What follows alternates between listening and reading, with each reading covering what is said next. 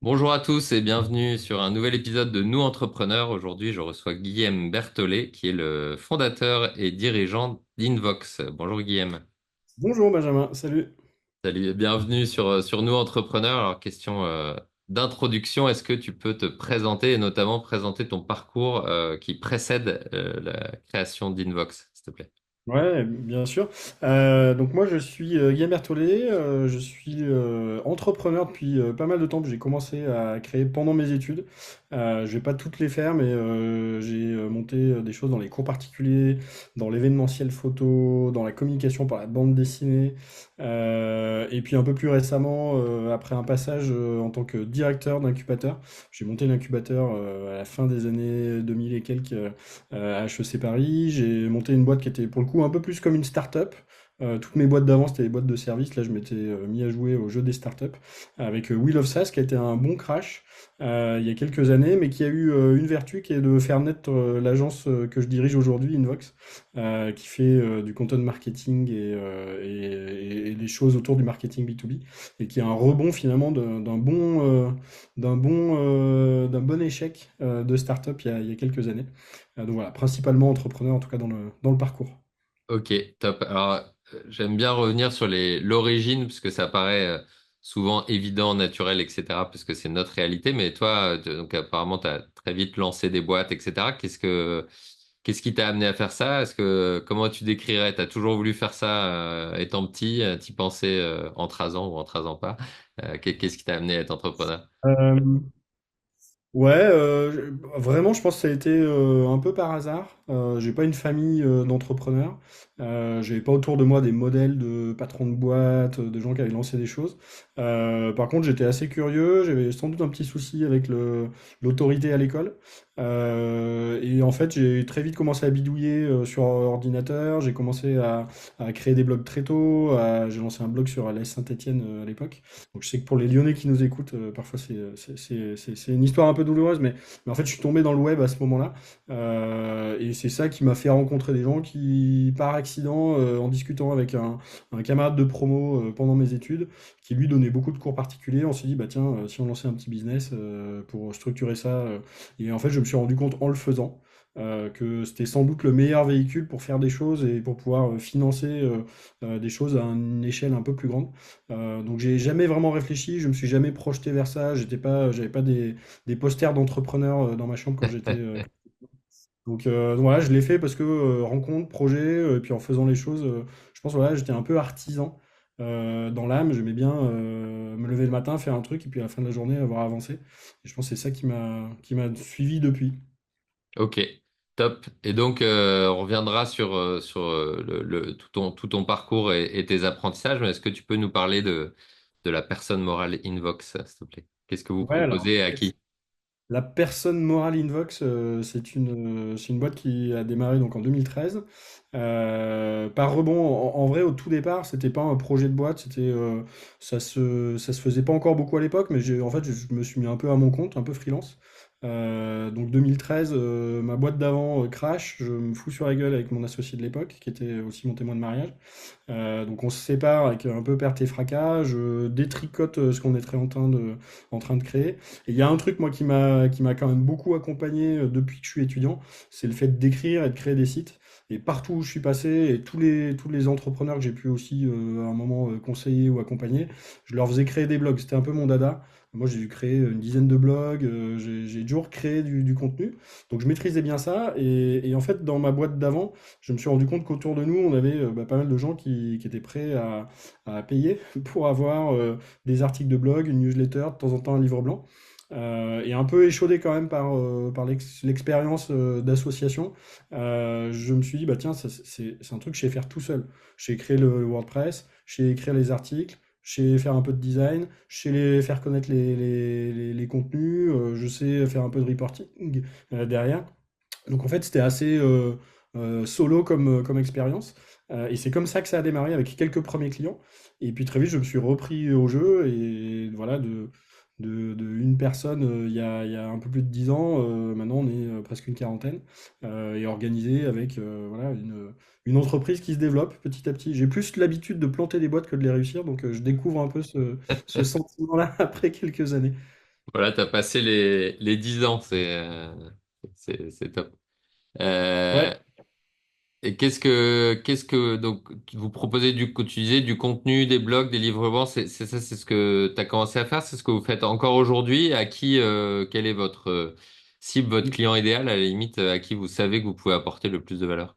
Ouais, alors Invox, effectivement, a gardé son ADN création de contenu que j'avais au départ.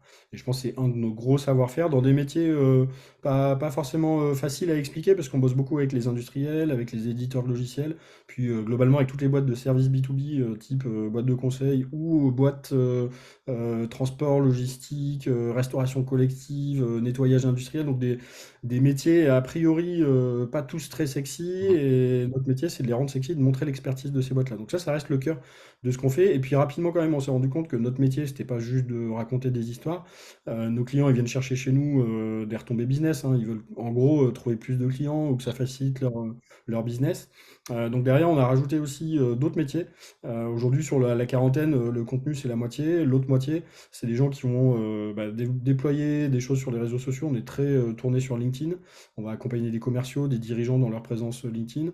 On va faire un peu de SEO parce qu'évidemment, quand on a des contenus, c'est mieux si Google les voit et si ça ramène du trafic. Et puis aussi, on va travailler beaucoup sur le côté data de contact. Donc les entreprises, elles ont des contacts. Nous, on va contribuer à en ramener davantage, hein. C'est les leads qu'on va générer. Mais souvent, ils ont d'autres. Voilà, leur base est plus grande que ça. Ils ont des commerciaux, ils font des salons, ils ont des clients historiques, ils ont d'anciens prospects. Et donc, on va travailler autour de ça, tout ce qu'on appelle le marketing automation. Donc, c'est la mise en place d'outils type HubSpot ou Pardot pour faire en sorte qu'on maximise les chances dans tous les gens qui ont connu l'entreprise à un moment, qu'il se passe des opportunités business. Et donc, ça, notre travail, nous, on est une agence marketing. Ouais. On valorise l'expertise de nos clients, on la montre, on fait les vidéos, les blogs, ce qu'il faut comme contenu pour que derrière, ça leur facilite les discussions business. Donc en vrai, nous, on passe la main ensuite à leurs équipes commerciales une fois qu'on a des contacts qui sont intéressés. Ok. Ce qui est intéressant dans ton discours, c'est que, alors je te poserai après la question des idées reçues qui peuvent circuler sur des a priori sur ton métier, mais en l'occurrence, un des a priori sur la création de contenu, c'est que bon, ça amène de la présence, c'est un coût et que toi, tu parles de marketing plutôt de communication. D'ailleurs, c'est intéressant et t'as un discours qui est orienté. Oui, l'objectif, c'est de ramener des clients et pas juste de faire de la présence en ligne. C'est Ouais, ouais. intéressant.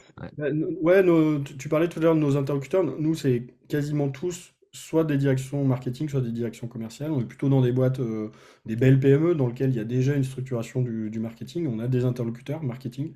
On n'est pas le service marketing 100% externalisé d'une petite boîte. Ça, c'est un format qui fonctionne assez peu chez nous. Donc, on va travailler plutôt avec des belles PME, des ETI, et puis après quelques grands groupes aussi. Et effectivement, à chaque fois, nous, on fait attention de dire, OK, on va prendre la parole, mais on le fait pas, c'est pas du cosmétique. Mm. Évidemment, l'aspect marque, l'aspect branding, l'aspect notoriété, il est important parce que c'est le poids d'une entreprise sur son marché. C'est mieux d'être vu que de Mm. ne pas être connu, c'est sûr. Mais par contre, derrière, on est maintenant dans des maturités, notamment sur le marketing digital, on arrive à tout traquer, on arrive à justifier que telle opération a ramené tant de business. Et c'est ça la finalité, parce que c'est que comme ça qu'on arrive à s'inscrire sur des budgets sur le long terme. Et c'est aussi que comme ça qu'on arrive à transformer des boîtes. Typiquement, quand on bosse avec des industriels, des belles boîtes familiales, parfois des boîtes qui sont numéro un sur leur secteur en Europe, qui sont des très jolies boîtes, mais qui n'ont pas cette culture de prendre la parole à l'extérieur. On arrive vraiment à faire des changements culturels dans les boîtes où finalement les experts, les ingénieurs, les commerciaux ont tous des histoires à raconter qui sont vraiment le savoir-faire de l'entreprise. Donc nous, notre travail, c'est d'arriver à faire sortir ça de leur cerveau ou de leur communication interne pour vraiment que ça devienne un outil finalement de croissance de l'entreprise. Donc on est vraiment sur nous ces sujets-là, de dire comment est-ce qu'on peut mécaniser ça et montrer le résultat business pour les directions marketing. Ok. Donc plutôt B2B, c'est ce que j'entends ou... Ouais, tout à fait. Très, très B2B. On a très, très, voilà, on travaille pas sur des sujets qui sont très grand public. On est vraiment sur des sujets souvent de niche. Éditeur de logiciels, industriel, boîte de services, cabinet de conseil. Ça, c'est vraiment notre terrain de jeu favori. Ok, top. Et alors, des a priori qui circulent sur ce que vous faites en plus de celui que j'ai pu évoquer? Ouais, bah, il y a toujours le sujet de est-ce que j'externalise, est-ce que je fais en interne? Il y a toujours cette tension-là. Et c'est vrai que sur une partie des métiers qu'on fait, idéalement, il faudrait que ce soit internalisé dans les entreprises parce que tout ce qui va toucher vraiment à l'expression du contenu, de l'expertise de l'entreprise, c'est pas une agence extérieure qui peut en faire 100%. Nous, ce qu'on dit souvent, c'est que notre expertise, c'est de mettre en avant la vôtre. On sera jamais autant expert que nos clients quand ils font de la découpe laser, quand ils font des procédés industriels, voilà, on n'est pas ingénieur, on n'est pas docteur, on maîtrisera pas le fond de ça. Par contre, là où on est très bon, c'est d'arriver à simplifier ça, à mettre finalement la mécanique qu'il faut pour que ça performe aussi sur le web, hein. Maintenant, voilà, Google a ses propres règles, LinkedIn a ses propres règles, l'emailing a ses propres règles, l'achat de Mm. pub a ses propres règles. Et ça, les entreprises, c'est compliqué pour elles de maîtriser ça en interne. Et nous, on est la bonne interface là-dessus. Donc, on se bat un peu sur le côté, est-ce que je prends une agence, est-ce que je prends un free, est-ce que je prends un junior en alternance pour faire ce Ouais, truc-là? Donc voilà, en fait, c'est une maturité. Nous, on se voit un peu comme l'extension des équipes de nos clients. Et c'est ça qu'on essaie de dire, on n'est pas juste un prestataire, vous nous donnez beaucoup d'argent et puis on va faire un truc que vous ne comprenez pas. On va travailler ensemble, on va vous former aussi, on va vous transmettre un certain nombre de choses pour que vous puissiez faire une partie de notre métier, que vous puissiez reprendre une partie de notre métier. Mais on est vraiment en collaboration pour réussir.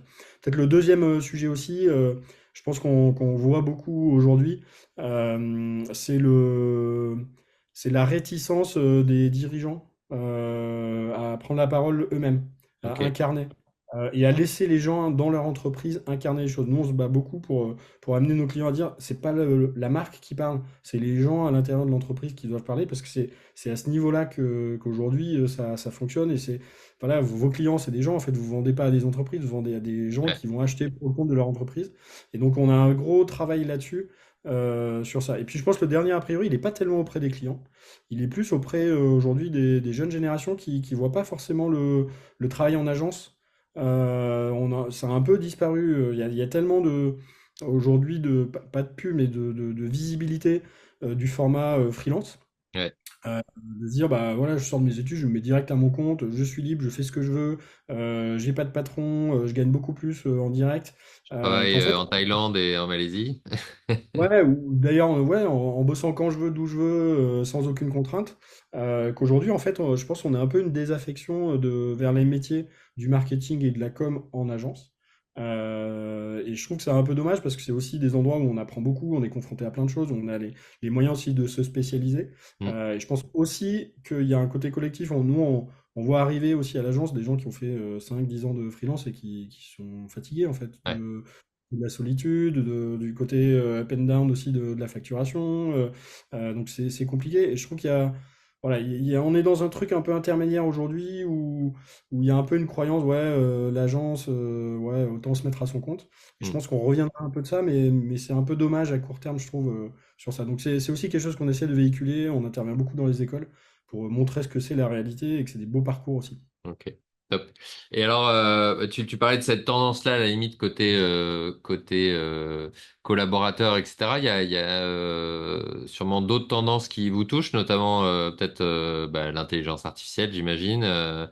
Comment est-ce que vous vivez ça? Comment est-ce que vous vous y adaptez? Qu'est-ce que ça change pour vous? Ouais. Ouais, alors ces changements, c'est sûr qu'il faut. Nous, ça doit faire 1 an et demi maintenant qu'on a des groupes en interne où on bosse sur des pilotes, on teste quasi toutes les technos qui sortent, Ok. on en intègre dans nos process, on commence à former nos clients aussi à savoir les utiliser au bon endroit. Euh, dans ce genre de changement, il y a toujours une première croyance qui est de dire ah, c'est génial, ça va remplacer, ça va bouleverser complètement la façon de fonctionner, ça va casser les prix. Ça va faire venir de nouveaux acteurs qui fonctionnaient pas comme ça avant. Et c'est vrai qu'en partie, ça brouille un peu le marché. Il y a des, voilà. Par contre, ce dont on se rend compte, c'est que, sans maîtrise des sous-jacents, sans maîtrise de comment je fais une bonne stratégie, c'est quoi les bons contenus, sans l'expérience de ce qui a marché, de ce qui n'a pas marché, en fait, on peut difficilement tirer des choses intéressantes de ces outils-là. Ça reste des outils. Si je te donne un super outil pour construire un mur, mais que tu n'as jamais construit un mur, il y a de fortes chances que, oui, tu arrives à construire un mur, mais il y a de fortes chances qu'il ne soit pas au niveau de qualité qu'il faudrait. C'est pareil pour nos métiers, en fait. c'est sûr qu'on gagne du temps dans certains cas, c'est sûr qu'on limite des erreurs, c'est sûr qu'on va travailler différemment, qu'on peut, en gros, ça augmente nos capacités, mais comme c'est, moi je le vois plus comme un multiplicateur. Si au début tu as zéro compétence, bah, même si tu as le super outil, zéro fois quelque chose, ça fera toujours zéro. Mm. Donc si tu étais juste moyen, bah, tu vas aller un peu plus vite, tu pourras baisser un petit peu tes prix. Par contre, si tu es très bon, c'est là où c'est intéressant. Et moi c'est un peu mon obsession, c'est de me dire bah, comment est-ce qu'on reste très bon sur nos métiers sans que ça remplace notre façon de réfléchir. Parce que le cerveau, il sera encore pour un bon moment chez nous. Par contre, si on est très très bon mais qu'on n'utilise pas ces outils-là, à un moment, il y a des gens, ça va brouiller les cartes. Des gens moyens vont devenir à peu près au même niveau que nous. Donc c'est ça qui est intéressant. Et puis, faut être curieux, voilà, la manière de fonctionner. Nous, on est dans un métier de toute façon, tous les 2 3 ans, les choses changent. Ok, Donc ça, c'est un changement de plus. Donc il faut rester agile par rapport à ça. Il ne faut pas le repousser. Il ne faut pas se dire non plus que c'est la panacée, que ça va tout solutionner. Parce que c'est pas le cas, je pense. ok. Alors, tu disais que tu avais vécu différentes expériences entrepreneuriales sur des modèles différents, on va dire entreprises classiques, entreprises de services, de conseil, etc. Aujourd'hui, c'est quoi ton ambition ou ta vision pour Invox? Où est-ce que tu veux emmener l'entreprise? Euh, ouais, alors moi, une fois que je l'ai un peu monté un peu un peu en antithèse de ma boîte d'avant, où j'étais levée de fonds, on monte vite la French Tech, levée de fonds, vraiment la start-up, comme tu le vois dans les émissions, quoi. Ouais. Et puis moi, je me suis complètement cramé là-dedans. Donc quand j'ai redémarré, c'était en mode, oh là, client first. C'est ça qui nous paie, je veux rester indépendant, j'ai pas d'actionnaire, j'ai pas de dette, tu vois, je suis très conservateur de ce côté-là. Mais j'avais quand même un peu des plans de croissance en me disant, voilà, une agence qui tourne bien, faut qu'elle soit entre 50 et 80 personnes. C'est là où voilà, tu maximises un peu le modèle économique. De fait, depuis Covid, j'ai un peu arrêté de faire des plans sur la comète. On navigue, alors évidemment, on a une ambition de bien faire notre métier, de rester qualitatif, de rester indépendant. Mais on n'a pas de pression de croissance, on pilote plus par la rentabilité. C'est Ok. plutôt notre objectif, c'est de dire comment est-ce que je fais 15% de résultats nets chaque année dans de bonnes conditions en choisissant nos clients. Donc on a quand même un côté, l'agence ça peut être usant, donc essayons de mettre des conditions qui font que ça reste une boîte sympa et qu'on s'amuse. Pour autant, derrière, moi j'ai plus une vision de métier, de dire mon métier, qu'est-ce qu'il faut que ce soit, et du coup, quel est le type de ressources et de compétences que je dois avoir en interne, et avec la croyance de me dire, à partir du moment où on se met sur un sujet, on ne peut pas avoir une ou deux personnes sur le sujet, il faut qu'on ait une équipe de 5, 6, 8 personnes. On sait qu'il y a des effets de groupe, de dynamique de groupe, d'apprentissage, de spécialisation là-dedans, qui font que bah, c'est intéressant quand les gens peuvent échanger, et c'est là où on s'éclate. Et en fait, quand on fait la somme de tout ça, idéalement, il faudrait qu'on arrive effectivement à une soixantaine de personnes. Et là, on opérerait, je pense, de belle manière. Donc, c'est un peu la trajectoire, c'est de rester très spécialiste du B2B, Mm. de rester en point sur nos métiers, de défendre la qualité coûte que coûte. Donc, de vraiment être dans un peu le côté premium. Et c'est un peu la marque aujourd'hui, je pense, ce que Invox représente, c'est un peu ça. Mais d'avoir une vraie technicité, voilà, de garder ce côté-là où on peut être réactif. On n'a pas besoin de milliers de clients différents. En gros, si on a entre 60 et 70 clients, franchement, on est déjà très bien. Ok. Voilà, ça, c'est un peu l'ambition. Et puis quelque chose qui est arrivé aussi un peu plus récemment, qui est l'année dernière, on a structuré un CODIR. C'était aussi que ça devienne un peu plus collégial, que voilà, que ça repose moins sur mes épaules, que moi je passe mon temps aussi sur les bons sujets. Mm. Là, honnêtement, je me fais encore un peu éclater sur plein de sujets. Voilà, le truc est en mouvement. On se rapproche, c'est pas encore complètement calé, mais l'idée c'est que moi je sois plus un goulet d'étranglement et que je puisse apporter de la valeur sur les sujets à la fois qui moi me nourrissent et m'amusent et en même temps font avancer la boîte. Donc je me remette aussi sur des sujets de développement, sur penser typiquement là on lance un centre de formation, donc c'est de pouvoir moi me passer des blocs de temps vraiment qualitatif sur débloquer des choses, passer le témoin, structurer, trouver les bonnes personnes. Donc c'est aussi une évolution de mon rôle plus que finalement une envie de où est-ce qu'on a envie de positionner la boîte en tant que telle. C'est plus Mm. de dire moi comment je pense que je peux apporter, comment l'équipe peut apporter de la valeur et comment tous ensemble on peut développer le truc. C'est plus de faire attention au qualitatif plutôt qu'au résultat. Mm. Aujourd'hui, c'est un peu ça qui m'anime. Je sais pas si c'est la bonne approche, mais en tout cas, Ah, c'est c'est intéressant. Il y a un peu un fil rouge, en tout cas que moi je tisse dans ce que tu dis sur la valeur, l'importance de la valeur ajoutée, enfin, de la valeur tout simplement. Tu parlais de la valeur pour les clients en disant bah, l'objectif c'est qu'ils en aient un retour, etc. Donc, et tu parlais de la valeur pour tes collaborateurs, de la valeur pour toi, pour l'entreprise, etc. Donc, c'est intéressant ce que tu amènes là tout au long sur différentes facettes. Et du coup, sur tes différentes expériences, alors qui sont diverses, j'imagine qu'il y a beaucoup d'apprentissage. Est-ce que tu arriverais à en isoler un ou deux à partager avec nos auditeurs dirigeants? Ouais, bah, clairement, je pense que le premier sujet dans une boîte, que ce soit avec ses associés, que ce soit avec ses collaborateurs, ses managers, c'est le côté communication, transparence. Moi, je me suis grillé un peu sur, voilà, sur des associations précédentes. Pourtant, j'avais écrit beaucoup sur le sujet à l'époque. Je pensais l'avoir pensé, mais tout vient de sujet de communication. Donc, c'est super important d'arriver à mettre en place un cadre dans lequel on peut se dire les choses, moi je pousse vraiment à donner du feedback, à en prendre, à écouter, voilà, mais même si parfois ça fait pas plaisir. Donc ça c'est un premier truc, c'est vraiment Mm. travailler sur ça, je pense. Le deuxième point, je pense que c'est plus une question après, peut-être un peu perso de moi, mon rôle dans la boîte, mais je me rends compte maintenant qu'il y a vraiment une question d'équilibrer entre l'envie d'innover, de lancer de nouvelles choses et l'envie d'être concentré sur un truc qu'on fait très bien et de reproduire. Il y a des gens, ils arrivent très très bien à ça, et moi je suis assez ébloui de la capacité parfois de faire grossir des business sur des sujets très très spécifiques, parce que moi j'ai un peu tendance à me disperser. Mm. J'aime bien avoir des trucs nouveaux, j'aime bien innover, j'aime bien tester des nouvelles choses, et parfois bah, dans une boîte, il faut arriver à faire un peu les deux. Faut suivre les évolutions, parce que nous en plus ça bouge quand même relativement vite. Alors après, il y a plein de secteurs qui bougent vite quand même, mais nous, voilà, si on ne suit pas, dans 2 ans, on est vraiment dépassé. Donc Ouais. il faut se remettre en question. Et en même temps, il y a quand même, on sent que quand on refait les choses, quand on capitalise dessus, c'est là où on devient vraiment bon. Donc pour moi, il y a un peu cette tentation euh, à laquelle il faut résister. Donc de trouver le juste milieu, et ça aussi, c'est quelque chose qu'il faut peut-être discuter de manière collégiale dans une boîte, de dire à quel moment on est trop en bascule vers l'avant ou à quel moment on est trop en retard sur les évolutions de marché. Voilà, et puis après, à titre peut-être plus pour le dirigeant, moi je me suis rendu compte que j'avais eu des phases où il y avait que la boîte. Ouais. Et vraiment focus sur ton business, que ça aille bien ou que ça aille pas bien d'ailleurs dans une boîte, mais il y a des moments où tu es un peu happé par ça.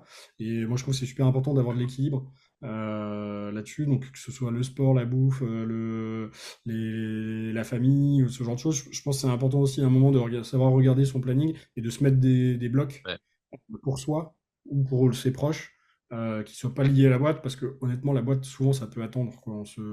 On se met aussi un peu de la charge mentale tout seul. Donc, je trouve que c'est important d'avoir un truc extérieur, parce que c'est quand même un jeu de durée. Ouais. Idéalement, la vraie valeur dans une boîte, hormis quelques startups, mais honnêtement, moi je connais très peu de gens qui vont réussir vraiment une startup. Il y en a plus qui sont déçus de ce que ça donne derrière. Donc la vraie valeur, en fait, elle est un peu plus raisonnable et elle se fait plus dans la durée. Il n'y a pas de, voilà, pas de miracle, il faut bien bosser, exécuter son truc, prendre quelques portes de temps en temps, mais survivre et continuer à se développer.